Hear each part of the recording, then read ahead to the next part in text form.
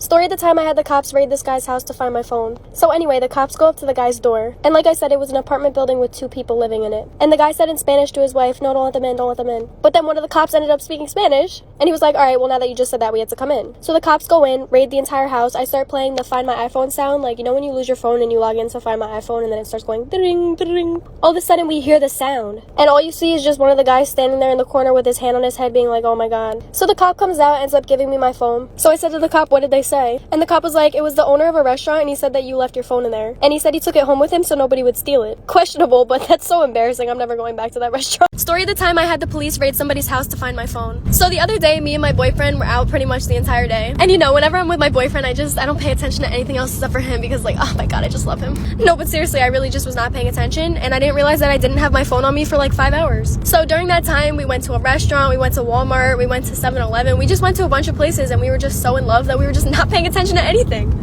Actually, I should say I wasn't paying attention to anything because, you know, I was the one that lost my phone. Anyway, it comes around to like 10 o'clock at night and I'm like, okay, I'm gonna leave now. He's like, okay, where's your phone? So we start looking around, can't find it anywhere. So I was like, wait a minute, check my location to make sure that I didn't like, you know, leave it anywhere. It's probably in my car. We checked the location and I kid you not, it was in a different town than we were in. So long story short, we end up driving to the location that it was at. But it was literally in an apartment complex that we've never been to. So there was no way that I could have left it there. So we came to a conclusion that somebody's trying to steal my phone. And we didn't want to knock on any of the apartments ourselves just in case, you know, like somebody dangerous came out because it was a sketchy area and like we never been there and I don't know. So I decided to call the cops. The cops take like an hour to get there and they knock on the building that it said that my phone was in. So in the building, there was 2 people that lived in it. So it was like split in half. And the first people that were downstairs answered the door. At this point, it was like 2 a.m. So the guy starts speaking in Spanish and he's like, don't let them in, don't let them in. But then one of the police officers actually spoke Spanish. So he was like, just because you said that, now we have to come in. So they start raiding the guy's house like for Guess who just turned 21 today and spent the entire night doing her nails because she wanted her nails to look cute for her birthday, but now is running off of no sleep?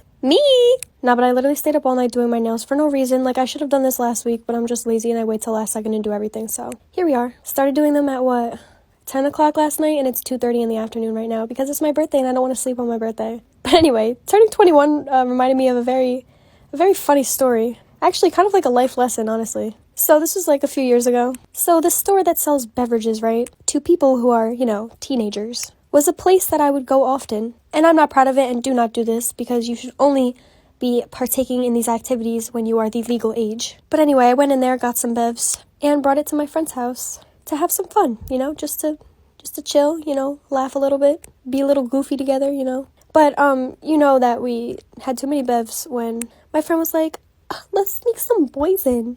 And I was like, your parents are home and awake, so maybe not. And she was like, nah, let's do it. So she calls them over. By the way, this is her house, not my house. If it was my house, I'd be like, yeah, okay, you thought. But anyway, sneaks them in. 5 minutes later, her dad texts her, who just snuck into my house? I see you on the Ring camera. And she was like, nobody. And I was like, oh God. And he was like, I just saw you. And she was like, Dad, you're seeing things. And he was like, if I come downstairs right now, am I going to find anyone? And she was like, no. So he comes down and finds 8 boys in the closet. You guys, I have a rash on my neck. And I need somebody's advice because I'm freaking out. And I don't know if it's a rash, if it's I've been bit by a bug, if a vampire bit me in my sleep. I don't really know. So I'm going to tell you a little backstory of like how I got it. But first, guys, you need this cordless hair curler. Like, I'm just saying, the curls come out beautiful. And I'm not going to lie, I had to go over the curls like 1 or 2 times just like because I never used this before. So I had to like see, you know, what worked or whatever. But the link is in my bio, just so you know. Anyway, back to this mystery rash, growth, whatever you want to call it on my neck. So a couple of days ago, okay, I'm not trying to throw my friend under the bus or anything because like I don't think she has like roaches or like bed bugs or anything, but like at the same time, like you never know, I don't know. But I slept at her house for like 3 days in a row. And I initially thought that I went to bed itching because, you know, she has a dog and it sheds, which honestly could be the case. Like I said, I don't know. I need your guys' help and advice because I have no idea what this possibly could be. So then the last night that I slept there, I had a dream that I got bit by a giant mosquito on my neck. And in my dream, I went into my dad's toolbox, took out sandpaper, and just started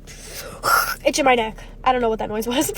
So moral of the story, I literally was itching my neck in my sleep while I was asleep and woke up itching my neck still. Not only my neck, but my thumb. Yes, my thumb. And like, I don't know about you, but anytime I've ever gotten a bug bite on my finger, like it just I never feel satisfied itching it. I try to bite it too, but like it still is just not satisfying. The only thing that I've ever been able to like find that actually itches a mosquito bite or bug bite on my thumb is the lid to a water bottle, like the cap, like, you know, the rough part. Like that's the only thing I've ever been able to find like that actually works when I'm trying to itch something on my thumb. But anyway, that's irrelevant. So anyway, oh, by the way, I forgot to mention that hickey on my neck is not the bug bite.